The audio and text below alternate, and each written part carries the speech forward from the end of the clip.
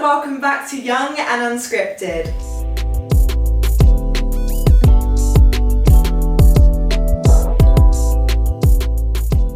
I am super excited to announce our special guest today, actor Eisa Latif. Woo! Welcome, Eisa. Thank you for having me, Sienna. Thank you for coming on. How are you feeling? I'm feeling excited. Yeah, I'm super excited to have you on. This is my first time on a podcast. Yes, oh my gosh, welcome. I was just telling Eisa actually, this is my first time doing a solo podcast, like my first time interviewing by myself. So we're both in it together, Eisa, we've got it, we're here together. So firstly, let's start off by talking about your background and what kind of got you into acting, all of that stuff. Cool. So I'm from Scotland, if you can't tell by the accent. Acting was a weird journey. I wasn't like a child actor. I wasn't someone that was like, since they were 4 years old. But when I was in primary school, I did do like school plays and stuff. Yes. And that was genuinely like highlights of like my like years because it was genuinely so fun. Yeah. But then I kind of lost it because I was like too cool for drama. So I was just like, I'm not a drama kid, whatever. But then when I got to like high school, like GCSE's equivalent, we call it National Fives. Yeah. I just took drama, and that was a last minute choice as well. Okay. Because I took 8 subjects, like you do, and I was going to take history instead of drama. I took history. Did you? I did both. I did both. I was going to take, because I wasn't going to take drama, and then, so I changed last minute before the term started in school, and I was like, I'm not gonna like history, so I just said, let me just pick something I enjoy, but it's not something like I want to have a career in, but it's just something I wanted to enjoy, so I took it, and then I just enjoyed it so much, and I love it. Started going to a drama school outside of school called it was at the time it was called UK Theatre School, but now it's called Inter Academy, I think. Okay, is this in London or in Scotland? This is in Scotland. So this is all whilst I was going to school. Okay. And I just fell in love with it, did theatre, and then found out about identity, drama school, and moved to London. Oh wow, so you moved for identity? Yeah. Oh, I never realised that. Yeah. That's amazing. Yeah. So let's talk about that then. So you're at school, you're loving it. So then is this, you finished your A-levels now before you moved to London, or is it after? So it's kind of, we have this thing called Hires, which is over the span of 1 year. So we do GCSEs for 2 years, and then we do Hires, and then we do Advanced Hires. Okay, so, it's sounding very professional. Yeah, I know, it does. And Hires are like kind of the equivalent of A-levels. Like most unis just need Hires, unless you're doing like medicine or something, then it's kind of like Advanced Hires and stuff. Right. But after that, when I was 17, I moved here to London. All by yourself? Yeah. I had my uncle here that stayed here first. Yeah, so I stayed with him for the first year. Okay. And then he moved out. So then you were by yourself. How did you find that? Because I can imagine, we've actually had this conversation before. And we were talking about the difference of being in Scotland and then moving to London and then being by yourself in London. Like, I can imagine that's a whole experience. It genuinely was, but I wouldn't have it any other way. Like, I learned so much through like mistakes and just learning from stuff. Like, like simple things like taking out the trash was just like when you just can't be bothered. You just don't think about things like that, literally. Like I had Mumsy doing it all the time. So when I moved here, it was kind of so it was kind of a learning curve. Yeah, and were your family supportive of you doing drama? How was that? Yeah, they were so supportive. Like it wasn't something that, especially like that they wanted me to do at first. Okay. But because I wanted to do it, they supported me. So they were fine, Did they have something else in mind? What did they want you? Doctor. Right, okay. Yeah, since it's like all parents, they always just want to make sure their child has a stable career, and acting is fair enough. So fair. And acting is definitely not a stable child. Like, I don't even know as a parent if I would want my child to do acting, but obviously it was the thing where, like, cause I wanted to do it, my parents were like very encouraging and really did support me. And do you have like siblings and stuff? Are they creative, or are you? So I've got an older brother. He is a software engineer. Okay. And I've got a younger brother. He's still in school, obviously, so he's kind of figuring out what he wants to do. But he came to watch my first ever play. Professional play. Yes, we'll talk about that in the Dad Is Not My Friend, it's called, but he came to watch it, and when he came to watch it, he literally said one of the like nicest things ever. He was just like, it inspired him to really get into acting. Oh, that is the sweetest thing. So now he's literally taking drama in school. But stop, you're his inspiration. I know, but like obviously he doesn't know if he wants to become an actor yet. But he's enjoying acting as well, which is pretty cool, which is nice to see because no one really in my family did that before. So and you're like the mentor, you're the big brother mentor. you asked me about that. Yeah, that's so cute. Okay, so let's talk about then, so you've moved to London now, you're doing identity. So did you just fully move for identity? You knew you wanted to go to that school, was that the goal, or were there other things that you wanted to look at? It was, well, I moved for acting in general, like identity was kind of the gateway for it. Okay. I knew about IAG obviously, which is my agent, and I actually wanted to get Icky from the start, my agent Icky. Okay. So I kind of did all the research when I was in Scotland, and then I moved to London for the gateway, but obviously it was other stuff, like I applied to full-time drama schools as well. Yeah, I actually wanted to talk about that. So what are your opinions on full-time versus part-time? Because obviously we both do part-time now. Was there ever a moment when you thought, oh actually I want to do this full-time, or was it always part-time so that you could work? It was, there was a part that I wanted to do it full-time. Yeah. I got into Lambda. Yes, actually I remember you said I got into Lambda, and I was kind of at a crossroads because that's exactly when I got signed as well. Right. So it was just kind of that decision that, like me personally, like if I could do full-time acting, drama school, like it is a great thing to do. Yeah. But I was just kind of wanted to explore my options because I was quite young still. So, yeah, and that's so fair. I feel like full-time drama school is 3 years. It's a big commitment, and I feel like you can still work, obviously, when you're doing part-time, which is what helps a lot. Yeah. So then let's talk about your agent. So you've moved to identity. How long does it take before you're signed? Or is that straight away? How long does it take before they sign you to IAG? In my first term. Wow. Okay. So which is like, it wasn't a plan. It just kind of happened. That's one of the things I'm very fortunate for. Did you have a showcase on your first term? Yeah. So so the rules when I joined Identity were slightly different. I joined when it was the Brixton Stockport branch. Right. And my first term was a showcase term. Okay. So they stopped doing that right after Roman. Yeah, it's taken me 3 terms to get to showcase. So they changed it up. They said if you join in the showcase term, you can't do the showcase that term. Right. So you wait till you're in a class with new people, and then you wait till the next year when you can do the showcase. Yeah. I was very lucky. I quickly got involved with that. Yes. And that showcase, I learned so much from that, and I was so scared because I was in Scotland thinking that identity was like because I saw all these like John Baker, Letitia Wright, all that. So I was like, these people are going to be so good. And I went there, and they were really good. But I learned from them. So it was pretty. It was a fun experience. So how many showcases would you have done by the time we do R1? We have showcase coming up, guys. Yeah. We're very excited. This is my third one, so I've done two. Okay, amazing. And then after your first one, Nikki approached you, you had to do a reading. How did that work? Yeah, so I think we were still kind of coming out of COVID, I think, with some stuff. So after my showcase, I didn't expect anything back. The first thing I got was the move up to tier 1. Okay. Which was like, that was the greatest one for me at the time. So I was just kind of like, oh my god, I'm in tier 1 and all that kind of stuff. That was really good.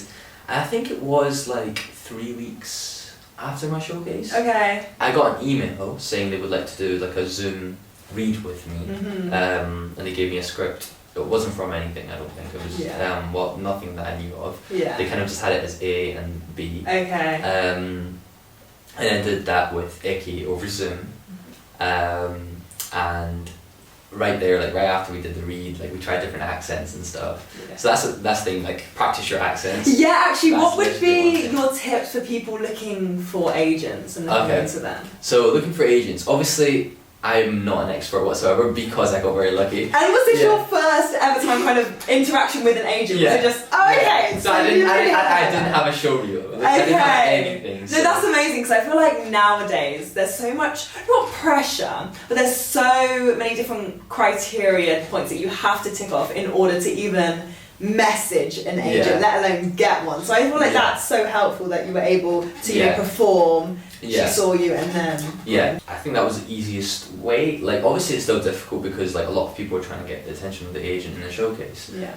However, I didn't have to like spend time making a showreel and stuff. Yes. Which I still think, making a showreel, like I think I saw Icky actually on a podcast or like an interview, whatever, with she was saying with Nina or something, and she was saying it doesn't, like, they don't really care about the quality of like your recordings. They said even if you create like a good self-tape showreel, and it's like your acting is good, and I mean like really, really good, right? When it's a self-tape, but make sure it's clear to see your acting. That's kind of like, with the right agent, obviously some agents might be different, but with the right agent, there's no reason why they shouldn't let you do it. Unless it's like an agent specifically like that says you need experience completely on set. Okay. Whereas I don't think IAG's kind of like that, or maybe it is a little bit because they've got IDSA talent. However, like if you showcase your acting, that's the main thing for them. Well, I feel like they want to see what you're capable of, and obviously, if you've been in shows, if you've been in things, then obviously you are at a certain level already. So I feel like almost it's a giveaway because you can automatically do it. Exactly. Yeah. How did you find the move from training to then being on set? How is that? That was... What was the first thing I did? Yeah, did you do a play or were you on screen first? What was your... Professionally? Yes. I was on screen first. Okay. Yeah. Look at you. Yeah. Look at you. It was the play came after. With the move, it was kind of different. It was genuinely something like completely different for me because training is great, like it is, and it does prep you, but there's something about being on set where there's a lot of people. There's a lot of like people behind the scenes. Like camera people, you know, they come all to watch. Camera people, lights, sound, continuity, props. Like you don't even realise it. Like there's so many people, and there's like 4 or 5 people on sound, and like 4 or 5 people on lighting. Like, so which is crazy. It's like a little audience. And it's at first, I think my first genuine thing on screen might have been. I think it was a Google Pixel commercial that I did. Okay. So that was my first thing on screen actually, and that was pretty chill. I didn't book that first. I booked the film first. Okay. But the commercial was shot first. Okay. So that was scary though, the commercial. Yeah, I can imagine. How was it? Because I guess with commercials, it's a lot shorter than a film. You don't really get as much time to know everyone. Was it a one-day shoot? Yeah. Okay, so you're on there, then you're gone. Yeah. So how was that? So that was like so cool to me. Like I felt like a little mini celebrity. Yes. Because they were just like, you know, transporting me from one place to the other. Yes. And the blacked out cars. Yeah. To be fair, that commercial I didn't get picked up for that one. Okay. So at the time, even me like getting paid, like they paid me for my transport, obviously. But like at the time, I was just like, oh, this is sick. Food and like I had my little own like green room where I was chilling. But I was nervous because I think in that commercial I was the only speaking line. So I had to. It was an American accent I had to do. And I had to go a new phone. And then I was just, and then it was like cut. Great, but can you say like new, like new? And I was just like, and I was like nervous. I was like, oh, I don't know if I can do this, but no, it was really fun. So it's really technical. For accents, yeah. Especially if you haven't got the accent. Okay. So do you think that accents are really important? I mean, I've actually been looking into getting a dialect coach. What would be your advice? Do you think kind of get your accents ready before you look at, you know, getting agents and all of that stuff, or is that something you can develop? That's definitely something you can develop. Okay. Like, I think getting a dialect coach is useful, obviously. However, at the end of the day, like the accents, you can always get them there. Yeah. And it's the acting that's the main like thing. Like for example, when I got signed, Icky told me on the Zoom call, like, work on your accents. She told me on the Zoom call, like, she was just like, yeah, work on your accents. Because, like, obviously, because I'm Scottish, obviously I can get, like, Scottish roles, but, like, it just broadens your horizons. Because if you could do English, especially living in London. And American is another standard. Well, you know what, American, I am very interested about, because there's so many different American accents. Obviously, as there are in England as well, but... Yeah, so what do you just go for a general American? Yeah, that's literally like, the little trick I do with accents, that's actually gotten me like recalls for American projects and stuff. Okay. And like the commercial I booked, even though it was only 3 words, but like it's still something. That's what the first thing they said to me is like, we loved your American accent. They thought I was American. Okay. And I was like, no, I'm Scottish, and they were just shocked. They were like, no way. It was 3 words, so it was fine. But what I do is I kind of bring like, if Eisa was born in America, what would he sound like? Because if I'm speaking in a Scottish accent right now. My voice is still different. Like, I'm not trying to imitate like a Scottish person. Yeah. So with general Americans, like if I grew up in America, like I still speak the way I speak, just like with the different vowel sounds. Right. Okay, I've got you. But with accents, learning the vowel sounds, so each vowel sound is really important because that's how we learn English. Like when we grew up. So like you have to kind of relearn it in a way of American, and you can do that through YouTube videos. Yeah. Literally, like you learn like every vowel sound and learning American English and just hearing people say it and then imitating them. Yeah. And kind of bringing your own kind of voice register to it. Obviously, my accents aren't perfect yet. And if you don't keep them fresh, they go away. So you need to practice. Yeah. And I haven't been practicing recently, so sorry. Yeah. She tells me to keep all my accents, so like to keep them like fresh. But now they've come a long way because the only things I've booked are in accents. I've never booked anything in my normal accent. Really? Never. I barely even get recalls for Scottish things. So yeah, most of the stuff is either English or American. Oh my gosh! Yeah. I feel like that would stress me out. But also so exciting because with an accent you want to be able to be so many different people. So great that you're able to fully transform. Yeah, exactly. Okay, I've got a question which kind of goes into 2 parts. Of course. What's been your favourite project that you've worked on, and then what project have you learnt the most from? That's a hard very question. tricky question. It's picking favourites because, oh gosh, it's hard. Because there's like amazing parts from all of them that I really like that are different.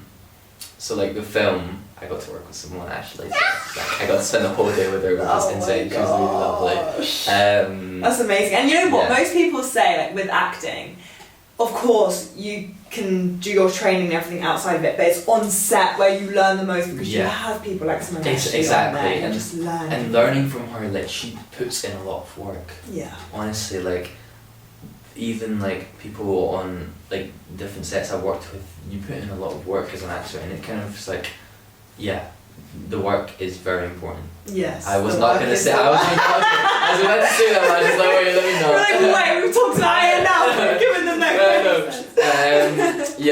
Free publicity. Free publicity. I love it. But she was like scribbling down, like she rewrote her lines and stuff, really trying to make her like understand the thing. And the scene that I shot with her was like her like characters. I don't want to say too much about the film, but it was her character's kind of like turning point. So she really had to make sure that it was tip top. Yeah. And I was just honoured that I got to see that process, and it was coming from because that was her whole like she was like doing the thing. You'll understand once you see the scene because it's kind of like why would she just do her turning point to some random character, but it makes sense. Yeah. That's amazing. But the thing, I think that's obviously amazing because I got to work with someone actually, but I wouldn't put it in my favourite because I'm only in one scene. So my favourite, I think it has to be Call the Midwife. Yes. I think it genuinely has to be Call the Midwife, only because of like that's like my family now. Yeah. How many years have you been on it now? It's been. I mean, like I started last year. Last year, So now I've just filmed that episode that's already out, and the Christmas special. Oh my gosh, exciting! That's like my dream to be in a Christmas special. It's so I cool. love Christmas things, so it's amazing. And then we're just filming next season. So. Yeah, and I feel like with acting as well, for something like doing it for just over a year, that's, in acting terms, that's about 15 years. Yeah, like, I know. When, I feel like, just actors, they get close really, really quickly. 100%. And it does become a family, and I even say this about class, like everyone just really gets to know each other really quickly. And it's genuinely like, everyone's so close in Call the Midwife. Yeah. Like Call the Midwife is such a good environment to learn from. And that's the other thing I was going to say, because obviously I've just shot Man Like Mobeen, which is like a Netflix BBC show, and that, when I got that part, it was kind of the most initial excitement that I had, because I used to watch that show. Okay. Literally, I used to watch that show with my dad. Yeah. Because it's a South Asian kind of show. Okay. And it was like that kind of, I think it was the only South Asian show that I watched on Netflix, right? And I think I made jokes about like, oh, like, you know, I'm really watching me be on Man Like Movie one day. And I got the part in Man Like Movie, which is pretty sick. But yeah, Call the Midwife, I think, Call the Midwife is what I learned most from as well, because the actors are obviously, they're older and experienced. And like, for example, Georgie Glenn, who plays my grandmother in Call the Midwife, the episode that like initially was in, it was kind of like about her story. And she got nominated for a national television award for that episode. Oh, wow. And I was just acting across her. And you know what? We always say in acting how your scene partner is so vital for you, because you can't act off of nothing. Exactly. So look at you basically won an award at this point. Right. I think Georgie said that as well when I was speaking to her. But she's my highlight of Call the Midwife, honestly, because like I saw her daughter the other day and I spoke to her just randomly on the street, and it was just really lovely. Like, you learn from, and the other actresses, like the people that play the midwives, like the nuns, they're all like, they've been through theatre, they've been through like years and years and years worth of experience, which I feel like, me personally, that's the best way to learn. Because you have these people that have just been through it all. Like one of the actresses is in Marvel, all this theatre, West End, all that kind of stuff. And I'm like just acting with them, and I'm just watching their process. So I feel like that's my favourite way to learn, and I think that's the most I've learned. Even though like classes are amazing as well. Well, I actually have a question about the process, because obviously, not that we specifically train for theatre, but I do feel like in a lot of drama schools, especially just in the UK, I feel like the UK is very theatre based. So you kind of have this long process of how to get into character, how to prepare for your scene, and obviously when you have a character arc within a theatre show, within a play, I suppose in a way it's easier to get into because you build up for it. However, in screen, you just go in for that scene, which could be, as you said with Simone Ashley, the turning point. And so you have to just go into it. How do you work with that? How are you able to make sure you get your process, but also are ready to just go in and do that scene, and then potentially 5 minutes later have to do another scene, which is very chilled and very relaxed? The process for it is, when you think of like theatre and like screen, they are very similar in a way. The only thing that's different about screen is obviously because it's very technical in a way, which is kind of the director helps you do that anyways. And taking direction is extremely vital. So it's just about the direction that you get, like even technical directions, is kind of finding a way to use that theatre stuff, but like kind of apply it to the technicality, even though it might not feel right, and it might just be for the camera to see like you properly. Like, you know, for example, like if your scene partner like can't like physically fit in the space. For example, I shot a scene in the recent Call the Midwife, and I was with the actually I don't know if I can say too much because like, but I was shooting a scene and it was like a tight space. So like I had to speak my lines, but obviously the scene partner couldn't fit in that space. So like you kind of have to kind of deliver. Like you said, scene partner is very vital. But it's kind of like trying to emulate that without a scene partner as well sometimes. And it's I think with acting, it's just the more you do it, the easier it gets. You keep it fresh. What do you prefer out of theatre and screen? I cannot pick. It's hard, isn't it? It's because hard. Actually, I forgot. Back to your other previous question. Sorry, when you said where did you learn the most from? Call the Midwife. Obviously, I've learned a lot from. But the play, oh my god, that play was a crazy learning curve. I thought I couldn't act. Because let me tell you, we had 4 weeks. To put on a over 2 hour long show. Where it was mainly just us 3 actors on the stage. And it was a lots of dialogue, lots of technical stuff, because it was about AI and stuff, which is pretty cool. There's actually a recording of the play. Don't know where it is though. I don't know if it's out yet. We'll find it. What was it called again? Dad Is Not My Friend. So it's an original play written by these amazing Ina. She's like a writer, and Sava. They're both husband and wife.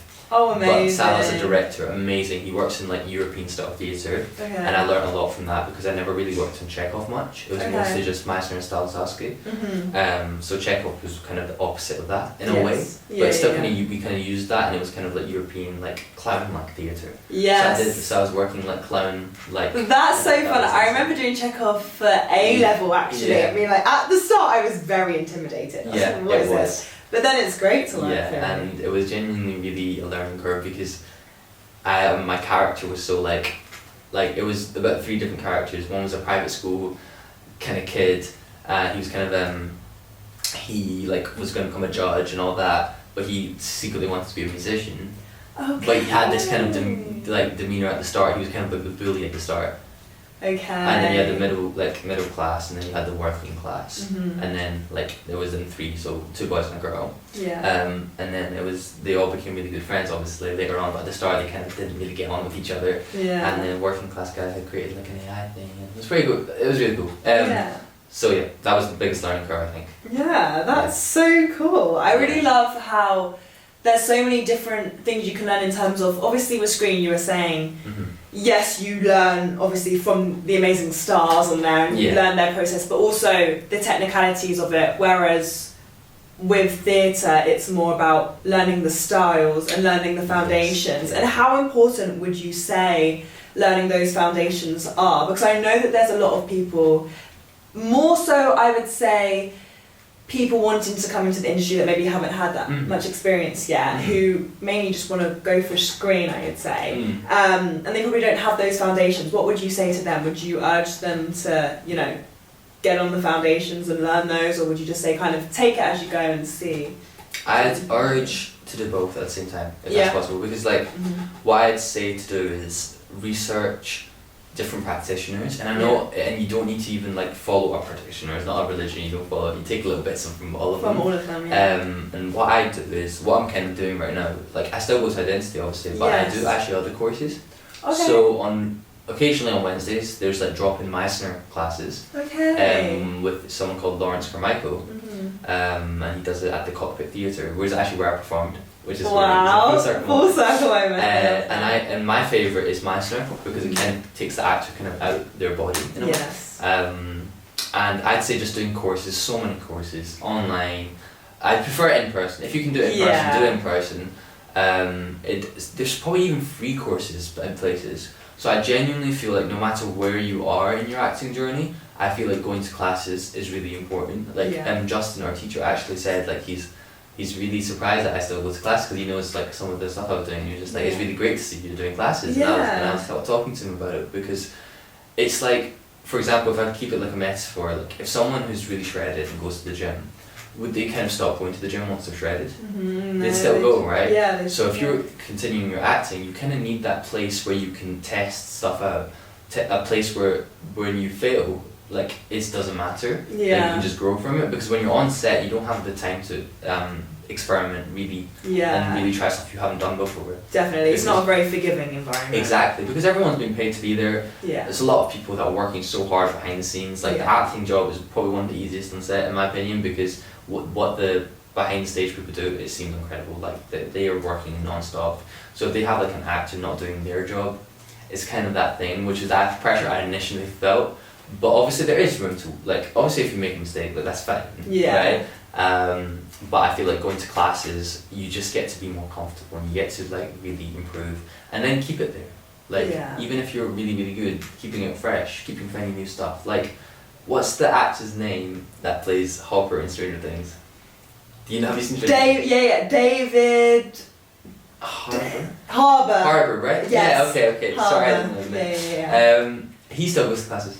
Oh, amazing! Yeah, it is one of those things where you just have to keep them going. And also, I think that you're in this industry because you love it. Exactly. So why like give up the foundations of it? Exactly. Yeah. So what are your next steps, Eisa? You're obviously doing a lot, and it's very inspiring. Thank you. But what are the big goals? What do you want to conquer next? It's kind of hard to say because like it's so hard to predict what happens. Yes.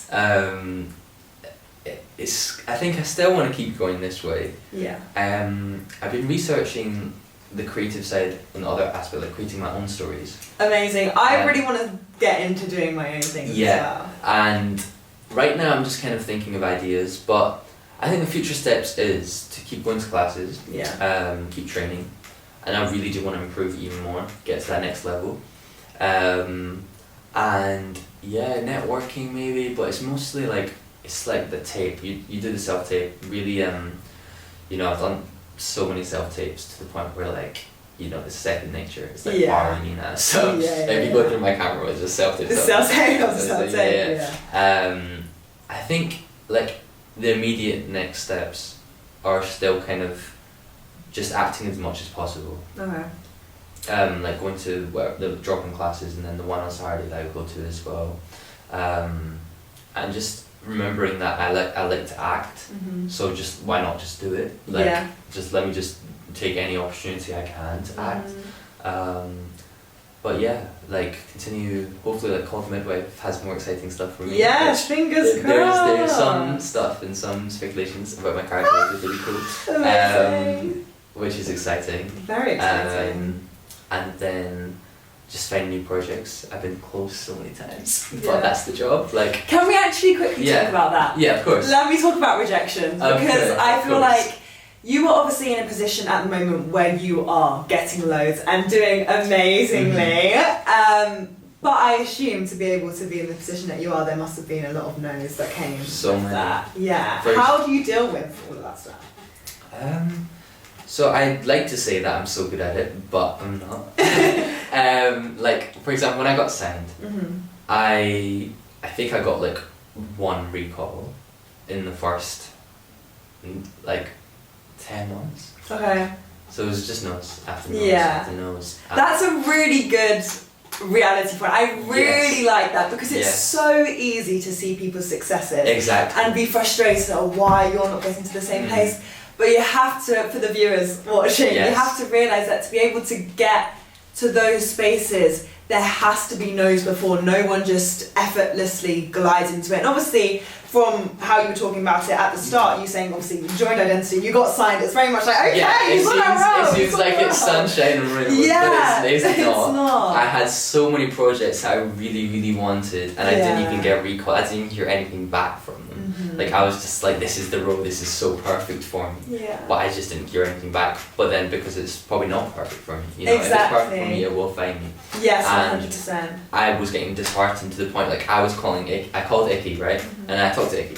And because I was scared that she was going to drop me. That is also a very real fear. And it genuinely is, because I was like, they're giving me all these tapes, but I'm not booking anything. And I was just like, and I spoke to Icky, and she kind of just laughed, and she was just like, don't worry, so like, it's definitely going to come. Like, the strikes were going on as well, so she was just like, don't worry, like, there'll be like tapes and stuff, and she'll be like, don't worry, so you will book a role. Like, you will. Like, I believe in your work. I can't remember the exact words she said. Trust the process. Yeah, and we talked, and she kind of helped me, like, because I was so down. I was just like, I'm not, like, to the point where whenever I got self-tape, it kind of taught me, like, I did the self-tape, and I'm just like, I'm not even, like, I used to get so excited after a self-tape. I used to tell everyone, I was just like, at my family, I was like, Mom, I just got like a Warner Brothers self-tape. Mom, I just got like Netflix day. And then my mom would ask me the week later or 2 weeks later, Eisa, have you heard anything back? And I'm like, no. To the point where the technique I've learned is do a self-tape and forget about it. That's what Nikki told me to do. And that's the best advice I'd give, because for some reason when you start booking a lot.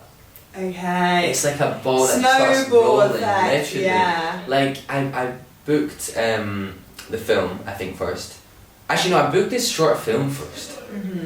But it got, like, something happened, and that broke my heart. Because it just didn't go through. I was on holiday, actually, and it called me saying, sorry, it's like projects, like something's happened, like, I didn't get that. So that made me even more disheartened. But then, as soon as I booked that film, which I didn't know I had Simone Ashley first, then when Icky called me, she's like, yeah, one of the other people in our agency's also in it. I was like, oh, sick, who? And she's like, yeah, Simone Ashley. I was like, you don't know, right?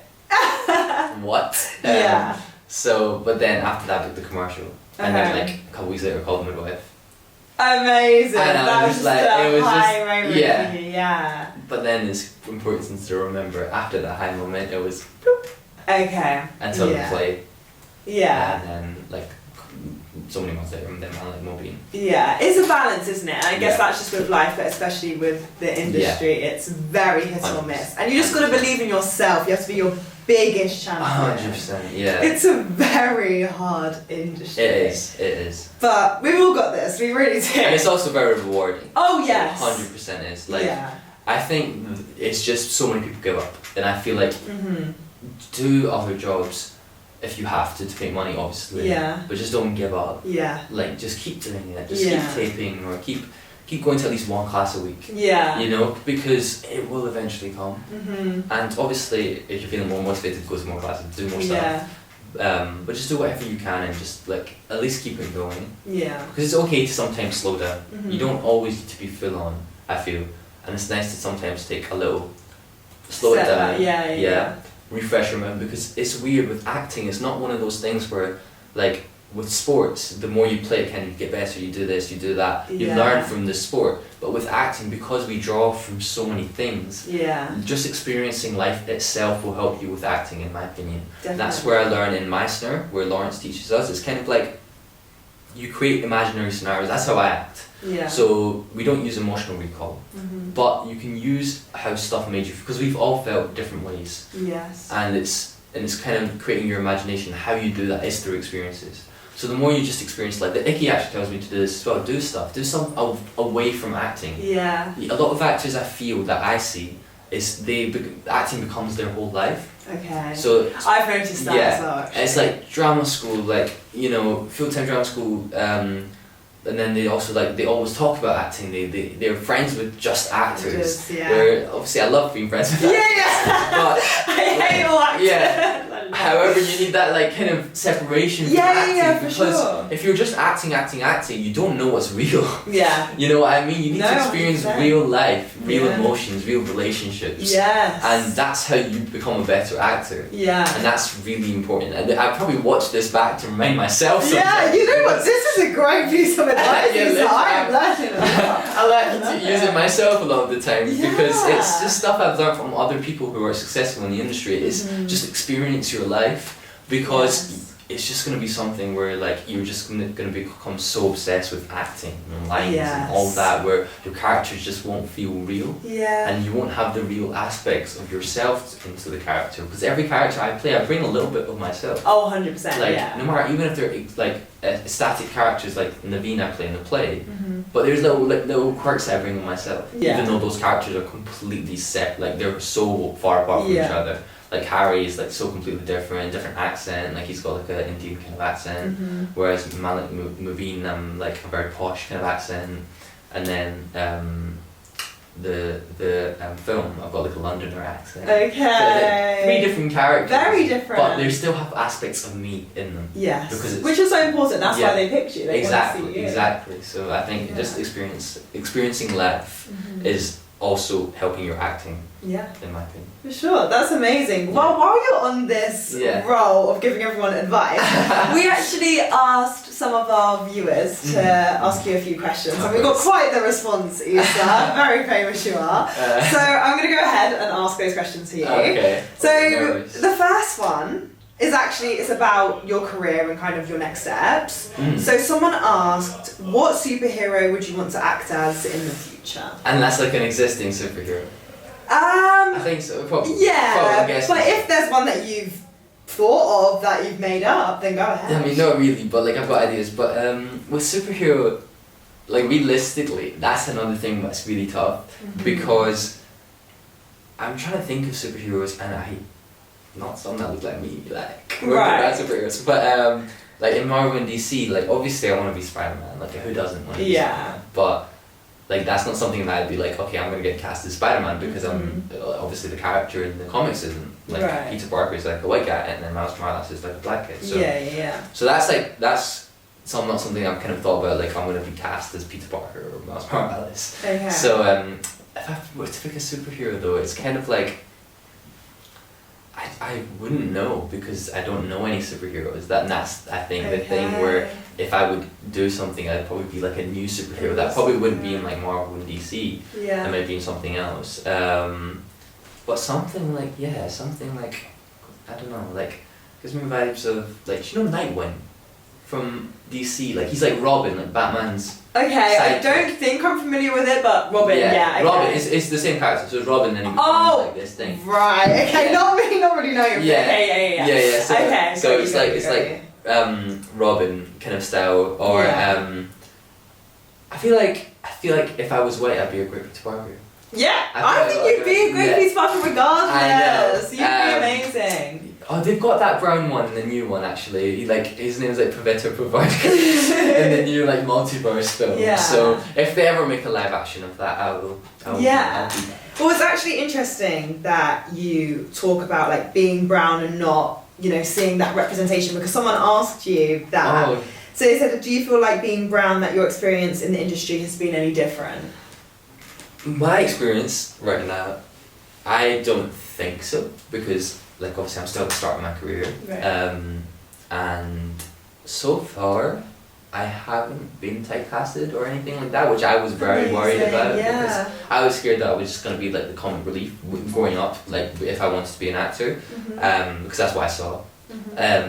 But all the stuff that I've done have just been really great roles, and I'm so happy for it. Yeah, I'm so glad to hear that. I feel like you do hear a lot about the industry, typecast, and that's amazing to see. Like you hear about it moving forward, but to actually see it moving forward, and it should have been this way the whole time. It shouldn't really be something to praise. But it's great. The industry's getting so much better. Yeah. Obviously, it can still get so much better. Yes. But I feel like the doors are opening so much. Like shows like Man Like Mobeen have been like such door openers, because it's bringing like South Asian stories, which I believe is so important. And like, Miss Marvel, the Marvel superhero, she's a Pakistani girl, and like that whole story was pretty cool to see as well. So the industry is getting better, and all my characters, like, haven't been stuck in a typecast or anything, which is pretty cool, which is really good to see, and I get to just be different characters, which as an actor you love, right? Yes, you don't want to be the same person do. over and over again. Sure. So I'm so blessed with that, honestly. Like, I feel so blessed. That's amazing. Okay, so what is your dream role then?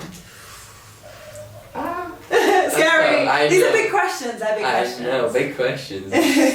Good questions. You said this from Instagram. This is from Instagram, guys. You pulled these through. These people know how to ask questions. Yes, they pulled through. So dream role. My favourite film is Interstellar. Okay. And being something like that, like a sci-fi role. Okay.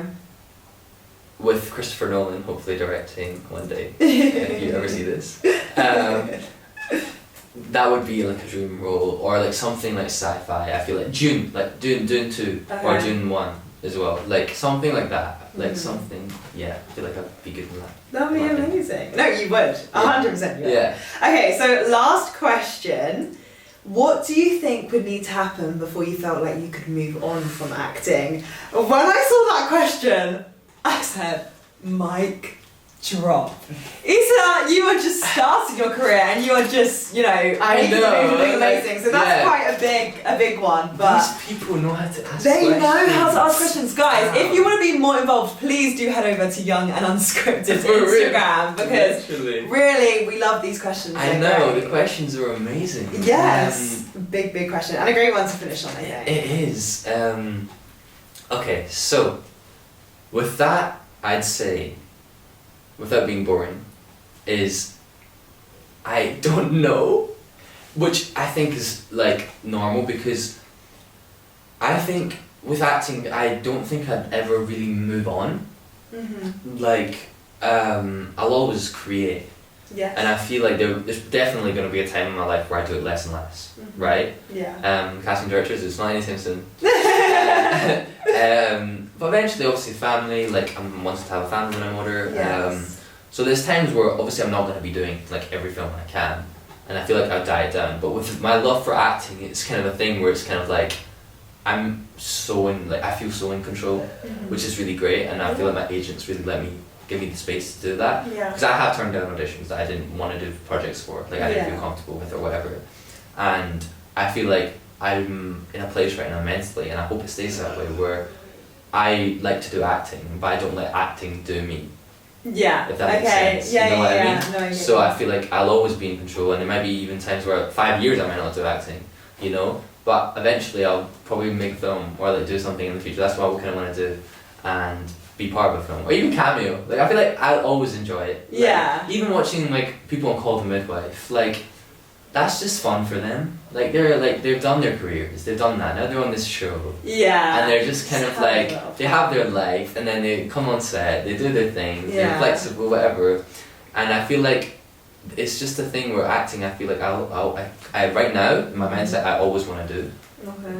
But it doesn't need to be full power all the time. But, okay. Yeah. I feel like acting though, thankfully, it is one of those careers that you can dip in and out of, and you can be more flexible with it, which is amazing. Well, Eisa, thank you for answering those questions. I have one last question that we ask all of our guests. Okay. What advice would you give aspiring actors? I'd give you advice that sounds so cliche again, but just do it. Like honestly, like I think so many people say this. Christopher Nolan says it for about directing. Like, yes, everyone has dreams. Well, most people have dreams. I hope, right? Yes, we hope. Please dream big. Everyone has dreams, and they dream big, and everyone you can have aspirations. You can do all these things, but a lot of people don't because they just don't start. Yeah. And they just don't do it, and they're too scared to be rubbish at it. Like I was not a good actor when I started whatsoever. Like I was so shy and nervous. I got stage fright. I all these things in Glasgow and Scotland. I wasn't even like a confident person, you know. And it was just the fact that I just did it and I was rubbish, and that's okay. Yeah. Like being rubbish at something isn't like. I feel like you have to sometimes put your egos just down. Like just do it and genuinely take advice from people. Don't take advice from people that want to help you in your career. If anything you feel puts you down, don't take that advice. But also be open-minded. Like if someone doesn't like your performance and tells you why they don't like it and tells you tips and whatever, take that on board. Or someone more experienced than you, like genuinely never think you're too good for something as well. Definitely. Never think you're too good for a project. Never think you're too good for classes. Never think you're too good for whatever, workshops, free acting classes. Because you always learn something. Honestly, like I learn something every time that I'm in class, and like even in classes where we don't do much, there's always even a slight bit. Like that class with Graham, like the little like different parts of conversations that you learn. I had no idea. Lessons. And like you always learn, and in classes with Justin, like I'm learning and I'm practicing and I'm failing and I'm messing up. But then you just like you can't let anything like that put you down. Just have fun being rubbish. Yes, keep on going because eventually you'll look back and be like, wow, look how far I've come. And genuinely, you're gonna miss the times where you're rubbish as well. Like you're gonna miss classes. You're gonna miss like everyone wants the the big movies or whatever. But like if people that I've seen like in interviews where they're big actors, they say that they miss the times where they weren't. Like I know people say it's easy for them to say because they're bigger, but like classes are genuinely so fun. They are. I love class. Like not this being a promo, but it's fun. It is so fun. I look forward to going to class. Like, even tomorrow we've got a rom-com class, and I'm ready. Literally to do some rom-com acting. And it's just keep going. Just be rubbish. Make mistakes. Have fun with it. No, definitely. That's amazing advice, and I hope you guys all take it on. Eisa, thank you so much for coming on the podcast. Your wisdom, such a young man, can we please talk about? You are incredible, and I genuinely wish you the best in your career. You're also just an amazing human being. Thank you so much, Sienna, and honestly, thank you for having me. Of course, it's been amazing. It's been really fun. Yes, well, thank you so much for coming on, and thank you for watching, guys. We will see you next week. Bye! Bye!